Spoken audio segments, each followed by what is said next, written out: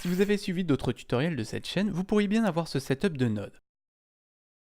Ici, vous pouvez voir la displacement map automatiquement intégrée. Vous pouvez supprimer les nodes associés. Vous voyez de toute manière qu'elles n'ont aucun effet en l'état. Il existe plusieurs manières d'utiliser une telle map, mais je vous conseillerais plutôt d'appliquer la méthode suivante uniquement, car elle est valable que l'on rentre sous Cycles ou Eevee, ce qui n'est pas le cas de toutes les méthodes actuellement. Allez dans l'onglet Texture. Ici, cliquez sur New. Vérifiez que le type de texture est bien réglé sur Image or Movie. Allez ensuite là pour attribuer l'image de votre choix. Si vous l'avez déjà importée dans Blender d'une manière ou d'une autre, il suffira de la sélectionner en ouvrant ce menu. Sinon, cliquez sur Open et importez-la. Dans notre cas, la displacement map est nommée Paving Stone Disp. Renommez votre paramétrage de texture pour savoir à quel ensemble il fait référence. Appelons-le Pavement Disp. Passons donc en mode Edit. Je sélectionne tous les vertices de mon mesh et j'appuie sur W. W ouvre un menu contextuel qui diffère donc selon le mode dans lequel vous êtes. Sélectionnez Subdivide pour obtenir 2 fois plus de vertices.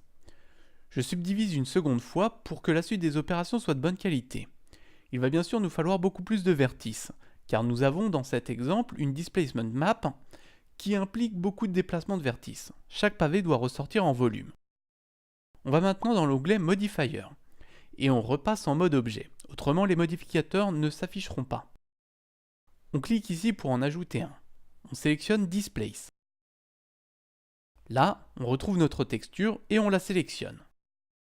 Vous voyez votre texture déplacer les quelques vertices de notre surface plane. La puissance de déplacement des vertices est à régler ici. En général, une très faible valeur est suffisante. 0,1 ici est largement assez. Il nous faut cependant beaucoup plus de vertices pour suivre utilement notre carte. Pour cela, ajoutons un Subdivision Surface comme modifier. Prenez garde à l'ordre des modificateurs. D'abord on subdivise, ensuite on déplace. Non l'inverse. J'utilise donc les flèches pour modifier l'ordre. Pour cette displacement map en particulier, il faut beaucoup de subdivisions. 15 sont un minimum. Mais 5 c'est mieux.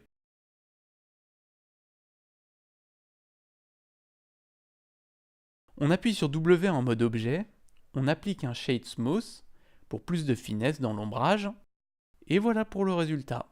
De cette manière, nous avons donné à notre mesh assez de vertices à déplacer en créant une géométrie virtuelle, non destructive et qui ne modifie pas le mesh originel. Pour terminer, s'il s'avérait que vous aviez besoin de modifier le mapping de votre texture, c'est ici qu'il faudrait aller. Prenons un exemple. Vous avez modifié le mapping de votre setup de texture. Regardez, la displacement map ne suit pas. En reportant les données de mapping ici, donc 2 par 2, et en les recopiant là, vous obtiendrez le bon résultat.